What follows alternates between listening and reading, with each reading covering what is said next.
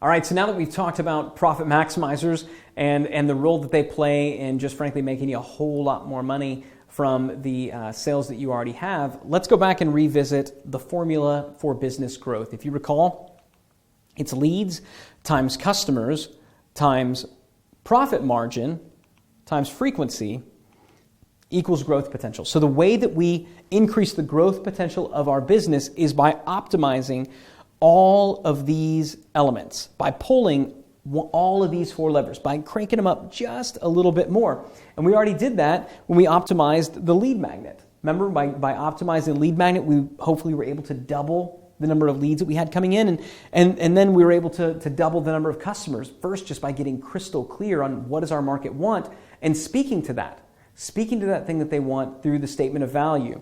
Between that and the tripwire, doubling your conversion rate, getting a whole lot more customers, that's very, very doable. So we doubled the leads, doubled the customers. Our growth potential is now 4 times larger than it once was. But check this out. By doubling our margin, we're able to double that again up to 8. So you may be wondering, how does doubling your margin, how does increasing your profit, I see how it makes me more money, but how does it increase the growth potential? And the answer is simple, and it goes back to the one immutable law of business growth that we talked about early on, the philosophy that kind of undergirds the entire conversion funnel model, and that's this, that he or she who is able and willing to spend the most to acquire a customer wins.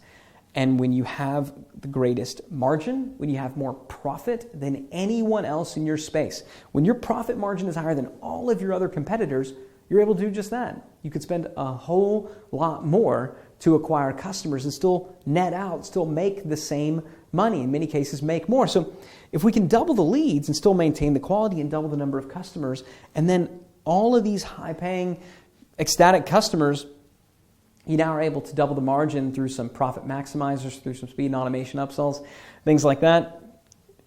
Our growth potential is now up to 8. Obviously, we're still not done. We've got one more variable to optimize, and that's exactly what we're going to get at in the next module. But for now, let's get this M up. How can we increase your profit margin? Give it some thought, come up with some ideas, and really write down a plan of action before you move on. Because out of all of them, this one has the greatest potential to make the most immediate impact in your business.